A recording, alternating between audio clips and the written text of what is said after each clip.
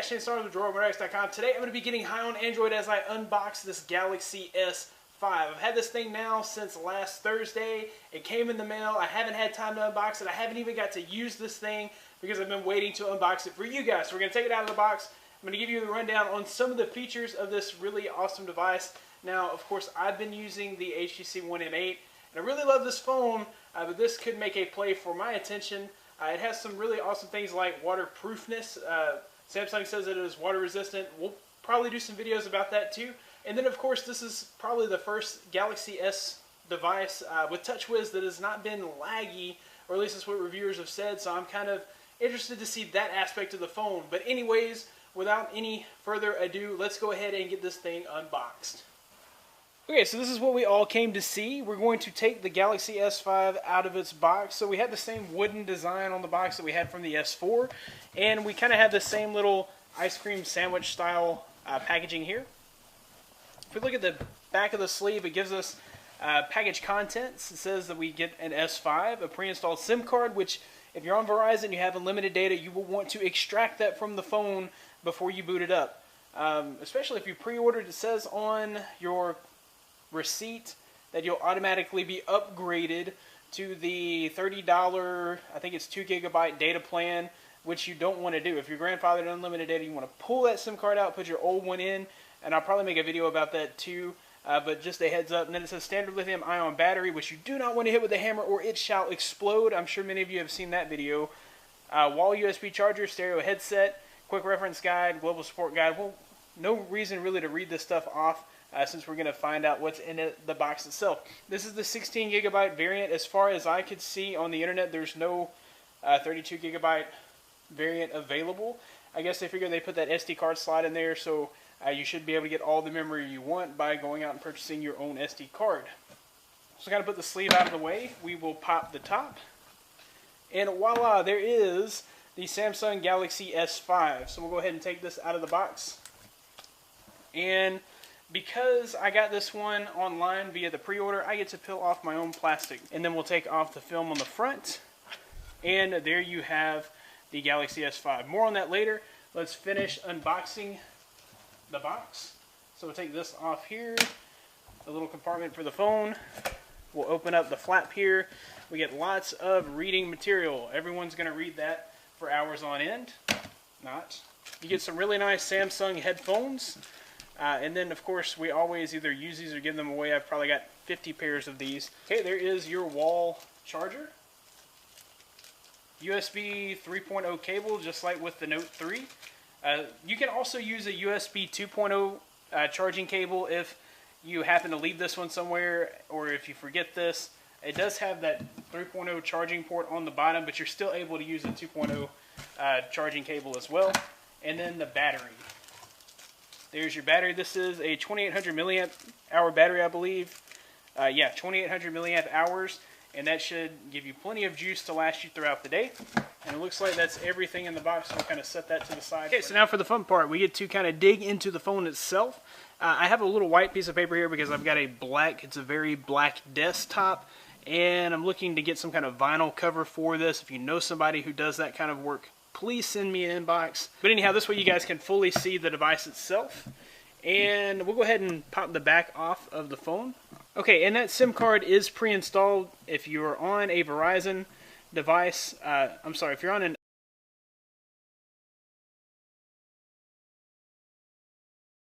your own SIM card that you already have in your Note 3 or Galaxy S4 or whatever, that way you can retain your old package, your old plan. While we have the back off, we'll take a look around. So you guys can see the micro SD card slot here. You can see the big speaker. You can see it really clearly without the back on. And then, of course, you can get a good look at the camera and the sensor there. So we'll go ahead and insert the battery.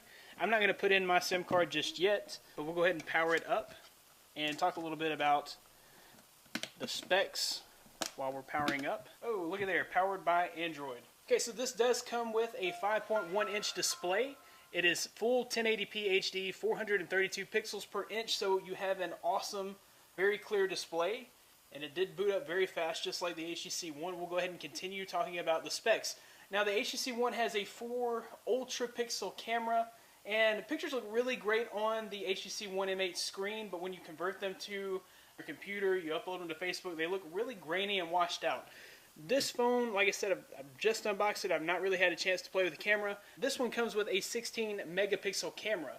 The aperture size is 2.2, and of course it comes with autofocus, phase detection, touch to focus, manual focus, and HDR mode. This is also a 4K camcorder, just like on the Note 3. So not only do you get full 1080p on your recording, you also get 4K recording. You know that you're going to get lots and lots of clarity in your pictures with no graininess, unlike the HTC One M8. The front-facing camera is a 2.1 megapixel camera, and it shoots in 1080p high definition. Galaxy S5 is rocking a quad-core Snapdragon 801 clocked at 2.5 gigahertz, and you can see that it runs pretty quickly here. This is TouchWiz, and TouchWiz has been super slow. There are ways to change the animations to make it look faster. TouchWiz has always been super heavy, so when you have a 16 gigabyte phone with all the applications that are included, the TouchWiz launcher, and everything that's in TouchWiz, you end up with about 8 gigabytes of storage. In fact, we'll go into the settings real quick and you can see what I'm talking about. We'll go into storage, and it says our total space is 16 gigabytes, but there's only 9.95 available. So this actually does a little bit better than the S4 did, because with the S4 it was like you only had half of your space for storage. It looks like with the S5 we get maybe an extra gigabyte of available storage whenever you first power up the phone. That's where that micro SD card slot comes in handy, because you can really, I believe 120 gigabytes is the max that card slot will handle, which is more than you'll ever really need. So the phone also has 2 gigabytes of RAM, so it shouldn't get sluggish because of a lack of storage. The battery, like we said before, is a 2800 milliamp hour battery that should be good for 21 hours of average use. So if you're not like on it constantly surfing the web looking at videos, you should be able to get a full 24 hours out of the battery. You should be able to plug it in the morning, and then when you wake up, unplug it. Okay, and then the standby time on that battery is 390 hours or 16 and a half days. So if you turned it on and never used it, you'd have battery available 16 days later. Okay, a few of the features that really drew me to this phone, it does have the fingerprint swipe to unlock, which you would have to set up in settings. So basically you would set up your fingerprint and then it would enable the fingerprint lock screen. That is an alternative to a PIN password. If you have a good PIN, or if you use an app like TimePin that changes it up randomly, basically you should be okay. But if you're using a PIN that you use all the time, someone could just peer over your shoulder and find that. With the fingerprint unlocking, nobody has your fingerprint, only you. So it does make the device a little more secure. And then the main feature, the one that I'm really excited about, is the waterproofness. Now, they say that it's water resistant, but really Samsung executives have said it's basically waterproof. They can only guarantee that it will not drown in water up to 1 meter for 30 minutes. So you could, basically what they're saying is they guarantee that if you drop it in the toilet or you drop it in the sink, that it's not going to kill the phone. But they cannot guarantee that if you go to the beach and jump in the ocean, or if you jump in the pool, they're not guaranteeing that sort of water damage protection. But at any rate, this is kind of like the Samsung Active, and it is pretty much waterproof. But like I said, don't go jumping in a pool with this phone in your pocket. You should be okay. Nobody's guaranteeing that you will be okay. Quickly, we'll look at the design of the phone. The shape of this phone is similar to the Note 3, other than its size. So you'll see the rounded edges kind of like on the Note 3, and you'll notice the same little home button, the same soft buttons just like on the Note 3. If you turn it around, you'll notice a textured back. This textured back is much easier to hold than the back on, say, an HTC One M8. This back is brushed metal and it's very slippery. It's very easy to drop this phone, whereas this phone is more sticky to the touch because of the textured back. Another similarity in this phone and the Note 3, I'll have to remove the case. You'll notice kind of a textured edge on the outside on both phones. The sides are a little more raised on the S5. On the Note 3, they're much closer together. But anyhow, that kind of helps you to hold it in your hand because you do have those ridges on the side. It makes for a comfortable hold. Now we'll kind of take a tour of the device. I've already mentioned the speaker. It's a pretty big speaker. It should be pretty loud. On the S4, I noticed that my speaker started cracking pretty early on in owning the device. Hopefully this one will fare much better. You've got your USB 3.0 jack on the bottom. You have a volume up and down on the side. You have a power button, which if you're right-handed, this is perfect for right-handed thumb. I mean, it is absolutely insanely perfect. I mean, that is just where my thumb lands. On the HTC One M8, you have to kind of scoot the phone down and press the top. So I kind of like this button layout a whole lot better.